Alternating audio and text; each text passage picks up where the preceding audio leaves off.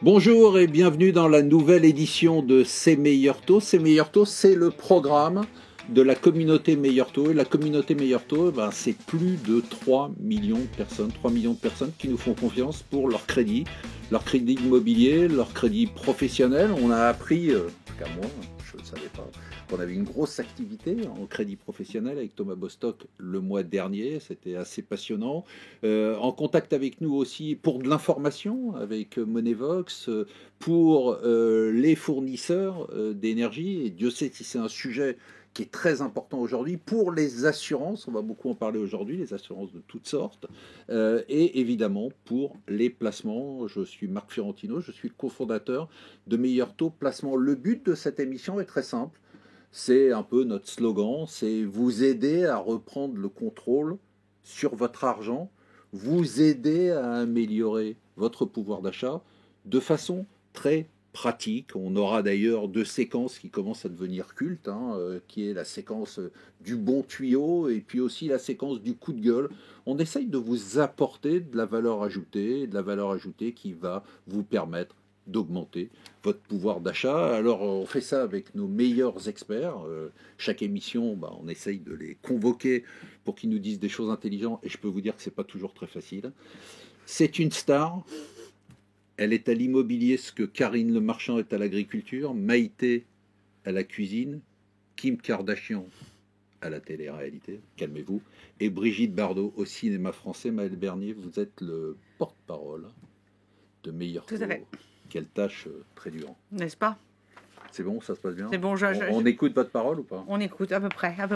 Non, je vais à peu près partout, on veut bien m'écouter. Non, l'avantage, vous avez, je ne vais pas vous faire de compliments, vous passez très bien, évidemment, mais aussi que le sujet immobilier est un sujet... en fait, c'est incroyable à quel point... C'est le seul sujet, et c'est vrai que parmi vous, dont on parle tout le temps, même dans des dîners, même partout. Mais tout le temps, c'est tout le temps un sujet récurrent, et on voit la presse quotidienne. Ça augmente. Vous êtes souvent dans le Parisien ou autre. Je vois la fréquence avec laquelle le sujet de l'immobilier revient en première page. C'est même pas du 12e page. Non, c'est pas de l'annexe. C'est assez incroyable. C'est pas tabou du tout par rapport à des sujets comme le placement, l'immobilier. C'est vrai. C'est ça. En fait, ça permet de parler d'argent sans parler d'argent. Ouais. Et puis il y a un côté un peu rêve quand même. Que les Français n'aiment pas faire. Plus que pour l'assurance, excuse-moi. Oui, clairement c'est un peu plus sexy. L'émission n'avait pas commencé, normalement j'en étais à la présentation. Mais mais faites comme vous voulez, faites comme si vous étiez chez vous. Rassurez-vous, avec lui, vous n'avez plus rien à craindre. Il nous rassure et nous assure à peu près sur tout. Notre maison, notre santé, même notre chien et éventuellement, je dis bien éventuellement, notre chat. Fabien Socio, vous êtes le porte-parole, vous êtes tous porte-parole. Porte-parole de Meilleur Taux Assurance. Donc en fait, ce que vous faites, c'est parler, quoi. Et écrire. Ah d'accord. Il faut écrire avant de parler. Étudier un peu. Étudier, écrire et parler. Voilà. Bon, porte-parole et porte-plume alors. C'est ça. Comment ça se passe, Meilleur Taux Assurance? Ça se passe très bien en ce moment. Déçu de ne pas avoir été comparé à Kim Kardashian quand même, il faut le souligner. Mais non, tout se passe bien sur l'assurance. Il y a plein de sujets. Là, franchement, même en cherchant, c'était un peu loin. Il faut chercher quelqu'un d'autre. S'il y avait un ministère, et malheureusement aux dernières élections, on ne lui a pas proposé, de la défense du pouvoir d'achat des ménages, il obtiendrait le poste à l'unanimité. Maxime Chipoï, vous êtes un président. Alors, vous n'êtes pas le président. Je suis pas porte-parole, je suis président. Ah oui, c'est vrai. Ah oui, c'est ça. Ah oui. Désolé. Mais Monevox, c'est le porte-parole des consommateurs et des épargnants et du pouvoir d'achat. C'est le porte-voix du Donc vous êtes président d'un porte-parole. Voilà, c'est ça. D'accord. Vous nous parlez 2 secondes de Monevox, c'est quoi? Alors Monevox, c'est un site d'information et d'actualité sur la finance de manière très large et sur le pouvoir d'achat. C'est vraiment ça. Hein. Ouais. Votre idée, c'est de permettre aux gens de mieux gérer. Alors notre idée, c'est que les gens soient plus intelligents sur la gestion de leur budget, de leur pouvoir d'achat, comprennent un peu ce qu'on est en train de leur proposer et regardent un peu dans tous les sens pour savoir s'ils ne peuvent pas trouver mieux et moins cher ailleurs. Vous avez des sites qui sont ultra consultés et vous avez une newsletter qui marche très bien. Tout à fait. Bravo. Merci. Le placement est devenu, grâce à moi, non je plaisante, un axe important de développement du groupe au sein de Meilleur Taux Placement. Si vous en avez ras-le-bol de laisser dormir votre épargne sur votre compte courant ou votre livret A, parce qu'avec l'inflation qu'on a, avec la hausse des prix de l'énergie, il rapporte 0, voire c'est du négatif, faites appel à lui. Il s'appelle Maxime Marcon. Alors vous n'êtes pas porte-parole, vous êtes responsable commercial de Meilleur Taux Placement. On a mis les Maximes ici et les porte-parole en face. Meilleur Taux Placement, quelques secondes, qu'est-ce que c'est? C'est un courtier en placement, un accompagnateur de patrimoine. On accompagne tous les épargnants, du plus petit au plus gros, sur l'ensemble de leurs problématiques patrimoniales, le financier, le civil, le fiscal, le successoral et l'immobilier. Omnicanal, c'est-à-dire que vous avez des agences, mais aussi on peut tout faire en ligne. Absolument. On a la tarification Internet, mais avec l'accompagnement physique si on le souhaite. D'accord. Et vous avez une newsletter absolument incroyable. Incroyable. Elle est rédigée par quelqu'un Elle est exceptionnelle. Maëlle, on commence, pour une fois, comme personne ne fait de compliments, je suis obligé de... Maëlle, on commence par vous, avec un sujet que je trouve vraiment passionnant. Ce n'est pas fin. Un sujet qui permet de libérer, là vraiment, votre sujet, il permet de libérer énormément de pouvoir d'achat, c'est le regroupement du crédit. C'est assez énorme ce truc, le regroupement du crédit. C'est assez énorme. Et c'est mal connu. Alors, c'est mal connu, voire c'est connu en mauvais. C'est ça. Avec une mauvaise image. Le regroupement de crédit, il y a 10 ans, je schématise, c'était des écrans plats, des toitures qui fuient et des gens qui n'ont pas de quoi acheter des pommes de terre. Enfin, c'était ça.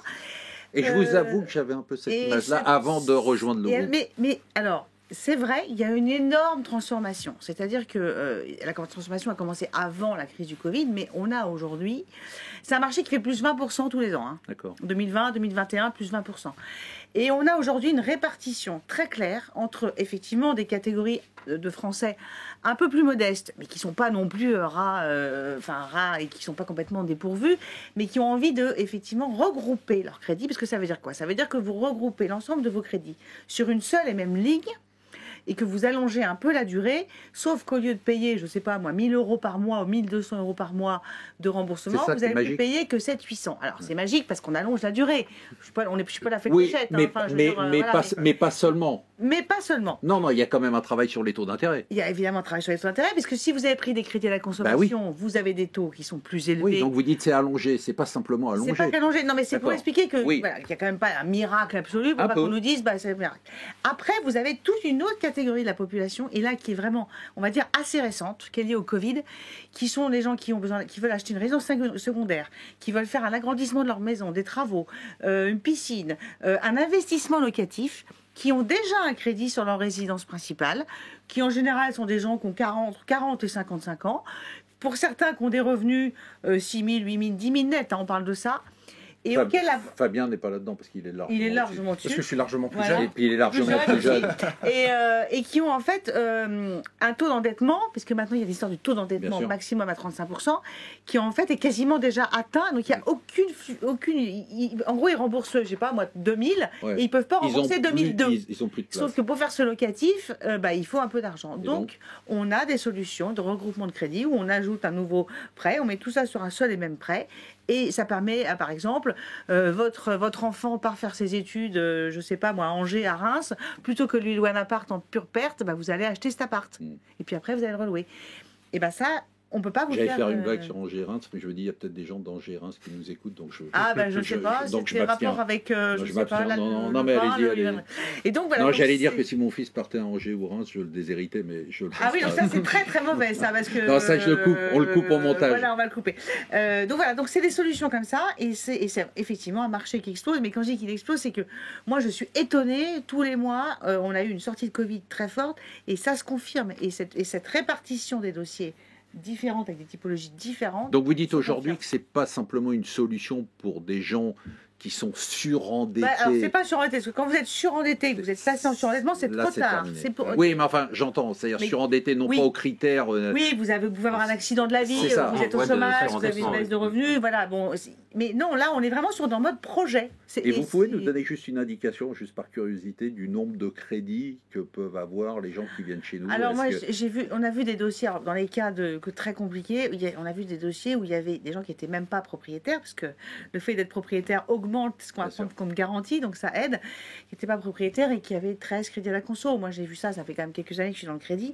13 crédits à la consommation. Et dedans, c'est pas des crédits conso pour les voitures, c'est des revolving, c'est-à-dire que c'est des cartes qui ont été prises sur les lieux d'achat. Mais ça coûte une fortune. Ouais, c'est des taux d'intérêt surtout. C'est ça, c'est pour ça que j'insistais tout à l'heure. C'est quand même la grosse différence avec il y a quelques années. Voilà. Moi, je bossais dans une association de consommateurs où les regroupeurs de crédits se contentaient de prendre tous les crédits, Ouais. les allonger, et en fait on payait plus cher. Ouais. Là, la grande chance, c'est qu'il y a eu la baisse des taux La baisse d'intérêt des taux. depuis des années. Et puis les produits, et puis aussi Et- une multiplication des produits Ouais. par des banques traditionnelles, mais enfin des filiales de banques Là, traditionnelles. globalement, vous transformez des crédits qui sont à l'origine à 20% en crédits Alors, à quelques en général, pourcents, ils sont quoi. plutôt à 15 parce qu'ils étaient déjà Ouais. retombés, mais Ouais. c'est vrai Ils qu'on sont à 15. il y a des crédits revolving à 15 Mhm. et les gens ne savent même pas qu'ils ont ces crédits. C'est-à-dire qu'en fait, Et combien quand on fait les dossiers, quand on qualifie les dossiers, on leur dit vous avez des crédits, ils donnent la liste des crédits et puis à un moment donné, on arrive à la question est-ce que vous avez des crédits des cartes de fidélité dans des magasins? Ils vont vous répondre oui, mais c'est pas des cartes de fidélité. Vous savez, c'est des trucs où soi-disant c'est 3 fois sans frais, puis qu'en fait derrière c'est.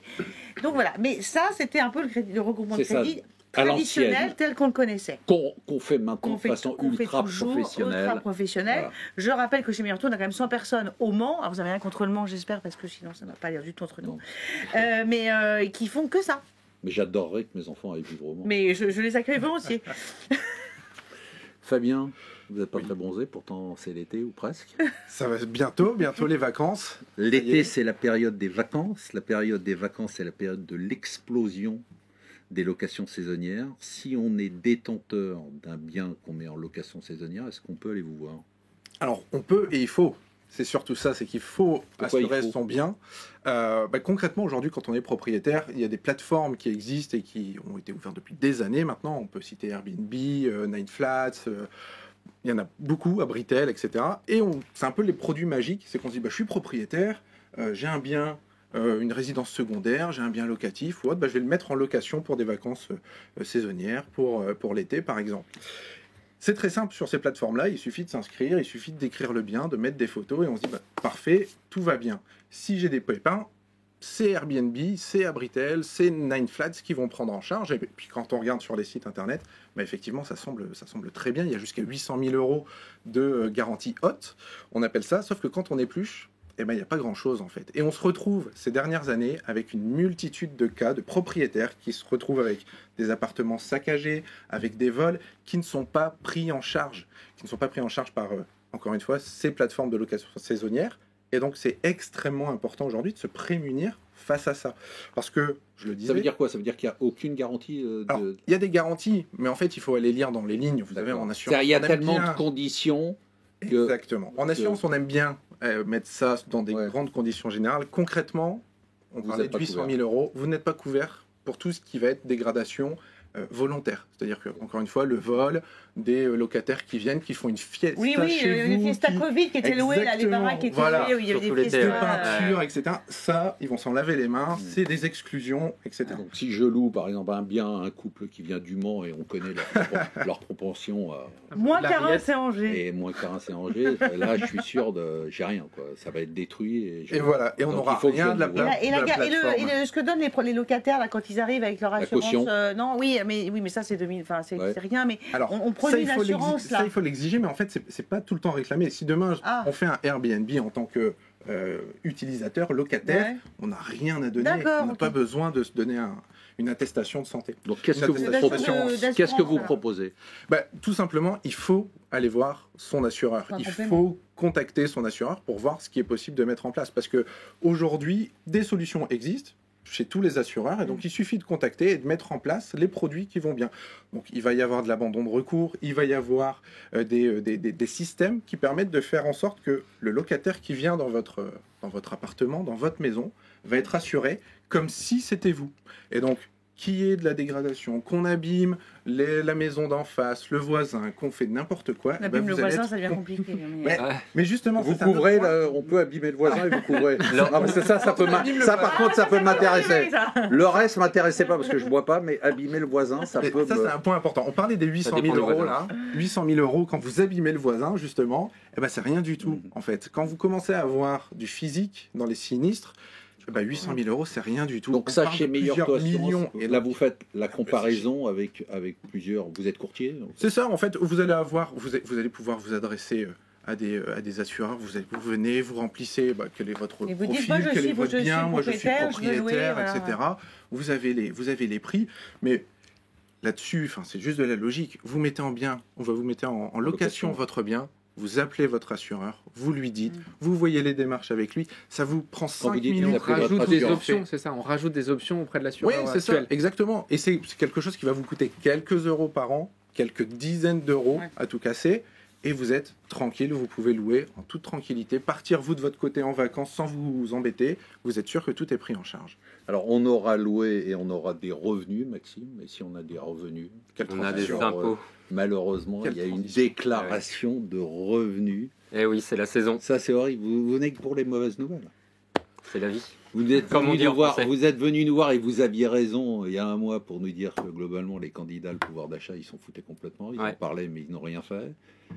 Et là aujourd'hui, vous nous dites globalement, ça, il faut s'occuper de sa déclaration de revenus. C'est Ouh. quoi les nouveautés? Alors tout à fait, mais pour le coup, je voulais pas parler que des mauvaises nouvelles. puisque, Les impôts, c'est un mal nécessaire, mais il y a quand même beaucoup de progrès qui ont été faits ces dernières années, notamment avec le prélèvement à la source. Je vous rappelle qu'il y a 4-5 ans, tout le monde annonçait l'apocalypse nucléaire Ouais. avec le passage au prélèvement à la source. Finalement, ça s'est plutôt bien passé Plutôt et bien c'est passé. plutôt très pratique. Et cette année, on a encore des choses qui vont marcher très bien et qui vont dans le sens d'une grande simplification de la déclaration d'impôt pour un grand nombre de gens. Allez-y, expliquez-nous. Ah bah déjà, le principe de la déclaration automatique. Il y a 11 millions de Français cette année qui vont pouvoir ne rien avoir à faire au moment de leur déclaration d'impôt, puisque pour les situations les plus simples, des salariés dont les revenus sont uniquement constitués de salaire ou de pension, ça fait quand même 11 millions de personnes sur 39 millions de contribuables français. Ces 11 millions de personnes ont juste à vérifier s'il n'y a pas de problème Ouais. au niveau de leur C'est déclaration. automatique. Ils n'auront même pas besoin de valider la déclaration. Ah, c'est le silence ou acceptation. Ouais, et puis On se manifeste et seulement courant, si- courant juin, quand la date de finalisation sera passée, ça sera considéré comme accepté. Donc bonne nouvelle. Première bonne nouvelle. Deuxième bonne nouvelle, et ça c'est quelque chose qu'on avait l'année dernière, qui s'améliorera encore dans les années à venir, c'est le fait que certains revenus vont être déclarés automatiquement. C'est le cas typiquement des revenus de location Airbnb. Aujourd'hui, Airbnb et toutes les plateformes de ce genre-là sont obligées de faire remonter l'information de combien vous avez gagné avec eux aux services fiscaux qui vont les remettre dans la déclaration. Alors aujourd'hui, c'est juste une indication que vous devez rentrer pour confirmer que c'est bien les bons revenus, et dans les années à venir, ça sera carrément rempli automatiquement. Cette année, on s'attendait à avoir la même chose pour les dons aux associations. Malheureusement, là-dessus, il y a eu un peu de retard, donc ça ne sera pas pour cette année, mais l'année prochaine, vous aurez probablement les dons qui seront pré-remplis également sur votre déclaration. Donc vous avez que des bonnes nouvelles? Ouais, il y en a mal. pas une mauvaise. J'en ai encore deux. Ah bon? Ah bah dites-moi. Alors, déjà, autre bonne nouvelle. C'est pas Noël, mais presque. Ouais, ça reste des impôts, mais Oui, c'est vrai. on Vous peut avez aussi bien les fait de faire- me rappeler. On peut aussi les faire baisser avec mon voisin, je pense qu'il en parlera. L'autre bonne nouvelle, c'est que l'augmentation du seuil d'impôt de dons aux associations qui avait été remonté à 1 000 euros suite au Covid, a été prolongée pour cette année. Enfin, quand je dis cette année, c'est l'année 2021, puisqu'on parle de la déclaration de l'année dernière. Donc elle est prolongée encore pour cette année. Du coup, vous pouvez... c'est un peu trop tard, mais Trop tard. tous les dons que vous avez fait l'année dernière seront comptabilisés à hauteur de 75% au lieu de 60%, 66%. Il y a une différence sur les 66. cultes, je crois, parce que j'ai. Alors, ça dépend si c'est une association qui aide qui s'occupe de grandes nécessités, type l'Abbé Pierre, Croix-Rouge, etc., ça compte dans ces 75%. Si c'est une association un peu plus normale, c'est 66%. Ouais, ça. Merci. Et la dernière bonne La dernière bonne nouvelle, c'est le barème kilométrique qui a été augmenté de 10% du fait des problématiques qu'on a pu avoir ces derniers temps avec l'énergie, le coût de l'essence, etc. Ça, c'est une question importante sur laquelle il faut y penser pour les spectateurs. C'est qu'une partie des gens qui aujourd'hui ne déclarent pas leurs frais professionnels au réel, et donc qui se contentent des 10%, pour la faire vite, voilà, on vous enlève 10% de vos revenus imposables en considérant que ça fait partie de vos frais de travail. Eh ben, cette année, posez-vous la question, parce que si vous faites beaucoup de kilomètres, vous avez peut-être intérêt à passer au barème kilométrique, ça vous fera gagner un peu d'argent. Super. Que des bonnes nouvelles. Franchement, ils auraient dû le prendre comme ministre. Ah ouais, mais il est juste incroyable. Ministre, voire président. J'attends le remaniement. Déjà. Ouais, c'est ça. Bon, Maxime, on parle souvent avec Maël, quasiment à toutes les émissions, de l'immobilier, de l'investissement immobilier, de l'immobilier dans la pierre en tant que résidence principale. On a parlé de l'immobilier touristique, l'immobilier de rendement. Vous nous proposez de l'immobilier, mais de la pierre papier. Papier, ouais. Papier pour éviter tous les aléas locatifs, pour éviter d'avoir à gérer mon locataire qui a En placement, abîmé là son vous nous parlez de voisin. placement. En placement, ouais, Ouais. placement. Donc c'est la SCPI qui est relativement connue, en tout cas qui gagne à être connue, qui a des collectes importantes, phénoménales, ouais. D'année en année. On est revenu sur des niveaux d'avant-crise, C'est quoi une SCPI? Enfin, sans rentrer dans les détails, mais C'est une société de gestion qui collecte des fonds pour acheter de l'immobilier et reverser les loyers aux porteurs de parts. Donc, c'est-à-dire qu'au lieu d'avoir moi mon studio un bien, ou un bien voilà. ou ma boutique, Je mets un bout de mon épargne pour acheter de manière mutualisée tout un tas de donc il y a un biens locatifs. gestionnaire Voilà. professionnel qui va mutualise, diversifier, voilà. qui mutualise et donc diversifie. Voilà, exactement. Et donc ça mutualise le risque, ça réduit le risque. Et il y a des un SCPI, locataire. SCPI par thème ou comment Exactement. ça se passe? Alors, C'est-à-dire, là, on va parler des SCPI de rendement qui ont pour objectif de verser du revenu aux épargnants, aux porteurs de parts. Et après, dans ces SCPI de rendement, on a des thématiques plus ou moins larges. Attendez, qui peuvent- SCPI de rendement, c'est-à-dire qu'à la fois, j'ai du capital, Oui. un capital qui peut s'apprécier ou pas, Oui, qui s'apprécie en fonction des valeurs d'expertise. D'ailleurs, on le reverra tout à l'heure. Mais comme l'immobilier. comme l'immobilier. Voilà. D'accord. Donc j'ai à la fois le capital qui peut s'apprécier ou baisser, hein, Ou si se je vais- déprécier. D'accord. absolument. Et j'ai du rendement. Et j'ai le revenu qui est lié au locataire à l'intérieur des murs qui payent. Ça va être des commerces, des bureaux, de la logistique, de la santé. Donc on a effectivement des thématiques possibles. Santé a beaucoup fait parler de lui en début d'année. On peut avoir la thématique de la logistique, des entrepôts ou du commerce. Très à la mode, pur, très à la logistique, mode aussi. entrepôt. Ouais. Ouais, l'avènement Le dernier du du e-commerce, kilomètre, etc. Évidemment. L'alimentaire, les commerces de bouche. Enfin, on peut essayer d'aller chercher la thématique qui nous ressemble ou qui nous plaît. Et après, on a plusieurs façons d'investir en SCPI. Donc, la manière la plus simple et classique, c'est d'acheter en pleine propriété, en direct auprès de la société de gestion, pour générer un revenu complémentaire. Donc j'ai une Là. part. Voilà, j'achète une part. Alors Comme un fonds. quoi. comme un fonds, c'est relativement faible la mise de départ, c'est une D'accord. centaine d'euros, donc j'achète un bout d'immobilier Ok. pour une centaine d'euros et j'ai un revenu complémentaire qui m'est versé généralement trimestriellement. Donc là, je paye 100% et j'ai 100% Voilà. de propriété de mon Voilà, bien. Enfin, de l'ensemble des biens. de l'ensemble des biens. Autre façon d'acheter en nue propriété, alors ça fait Non, appel mais- au principe du démembrement. J'achète, je me prive des revenus que va générer la SCPI sur une certaine durée. C'est moi qui fixe la durée lorsque j'achète ma part, 5 ans, 6 ans, 7 ans, 8 ans. Lorsque j'achète en nue propriété, j'achète avec une décote, puisque je me prive du revenu qu'elle va générer. Ce revenu, je ne l'ai pas, et en fait, on va l'enlever de mon prix d'achat. Donc c'est comme si je le percevais immédiatement et qu'on me l'enlevait de mon prix d'achat. Le gros objectif de cet investissement, c'est je veux générer plus tard un revenu complémentaire plus important. Je suis à 7 ans de ma retraite, et ben je veux dans 7 ans générer un revenu complémentaire. Aujourd'hui, Donc j'ai pas je besoin de décale. Je Et décale c'est un le avantage fiscal ou pas du tout? L'avantage, c'est que comme j'ai pas de revenus sur toute ma période, j'ai aucune imposition. Donc là, j'aurais même pas de Ah, il case est- pré-remplie. Il est content. ouais, Il ouais, est content, Maxime. Rien de comprends. pré-rempli. Ça lui fait moins de Du coup, travail. Il est on paye content. moins cher et on paye moins d'impôts quand Voilà. on est actif et quand on arrive Exactement, et au quand jour on de la retraite, arrive- on paye plus cher, mais comme on est à la retraite, on a moins Exactement. En plus, j'ai ma tranche marginale qui peut Évidemment. baisser. Pour les assujettis à l'IFI, ça sort de mon patrimoine taxable à l'IFI. En tout cas, ça n'est pas taxable à l'IFI. Donc voilà, c'est une manière d'augmenter mon revenu futur. La troisième possibilité, c'est je suis jeune ou moins jeune, mais j'ai du temps devant moi avant ma retraite, j'ai une capacité d'emprunt, je peux les acheter à crédit. Et là, on va voir Maëlle.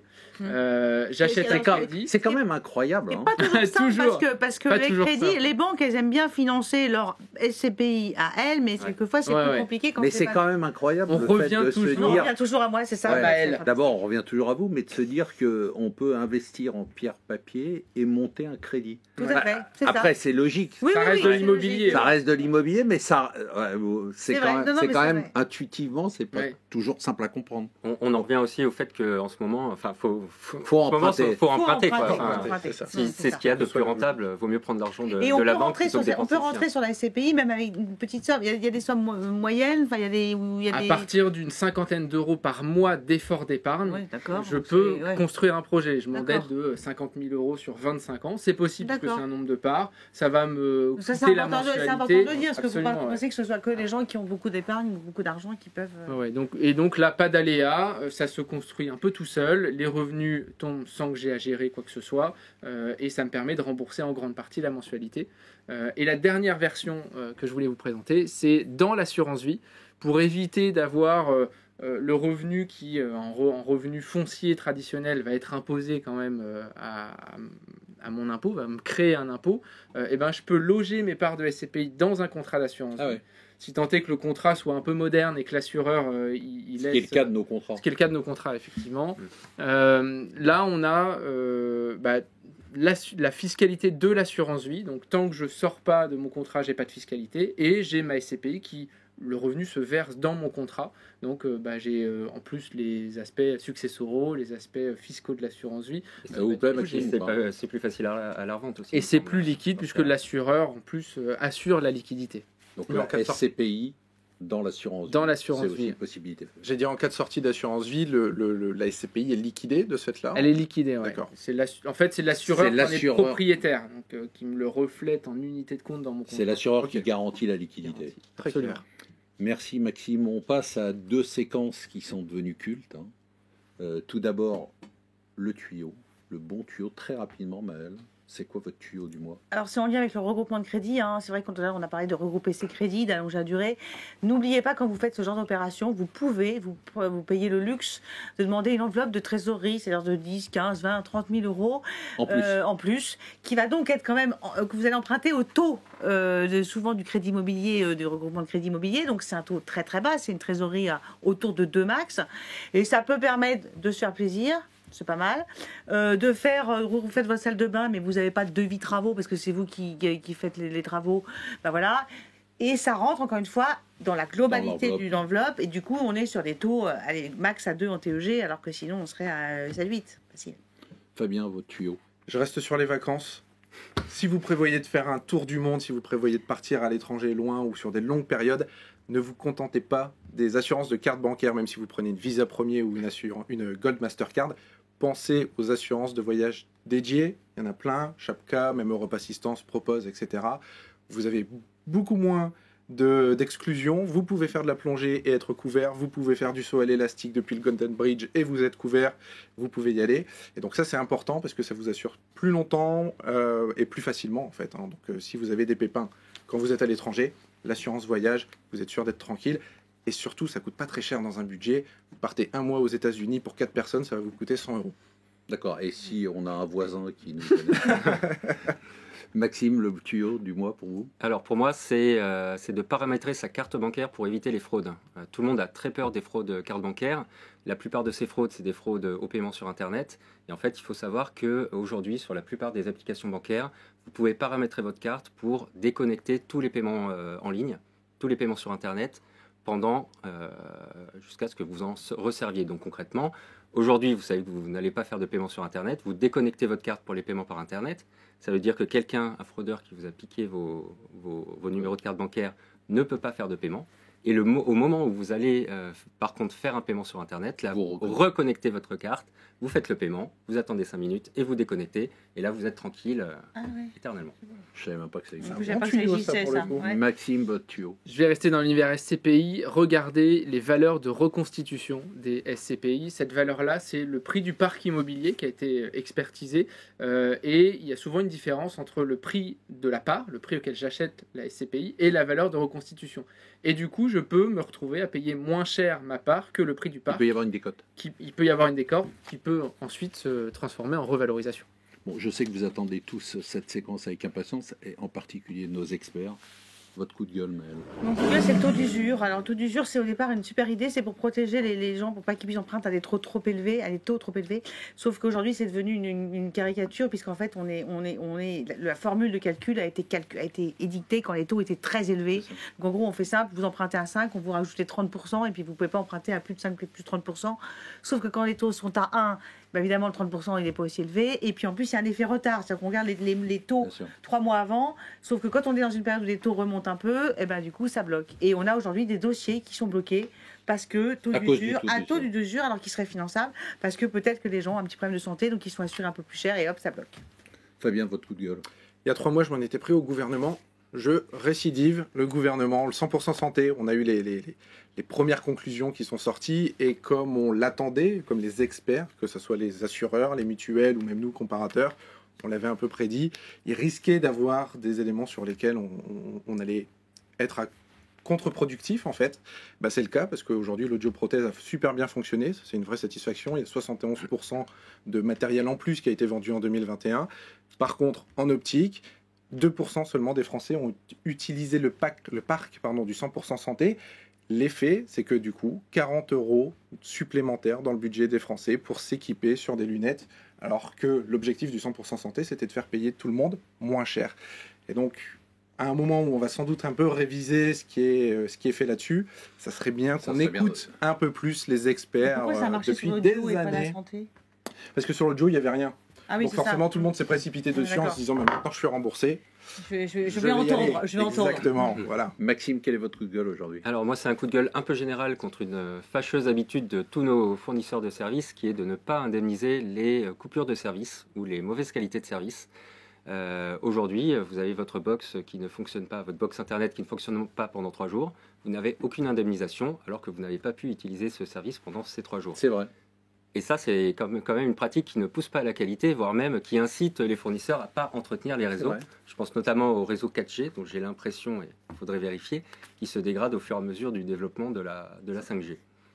Maxime. La performance des SCPI affichés, ils ont revu la manière de donner la performance des SCPI, ils l'affichent désormais en brut de fiscalité étrangère, ce qui fait qu'une SCPI qui investit uniquement en France va afficher un taux réellement proche de ce qu'a perçu le porteur de part. Sur les SCPI étrangères, on va afficher un taux brut de fiscalité allemande, néerlandaise, etc. Donc très éloigné de ce qu'a réellement touché le porteur de part. Donc soyez vigilants entre ce que vous touchez réellement et les communications qui parfois peuvent être un peu trompeuses. Merci à tous, c'était sympa. Ouais. Très super. Merci. Nous, on se retrouve dans un mois pour une nouvelle édition de Ces meilleurs taux avec des nouveaux tuyaux, avec des nouveaux coups de gueule. Merci de nous avoir suivis. Vous pouvez revoir les 3 premières émissions et celle-ci sur YouTube. À bientôt.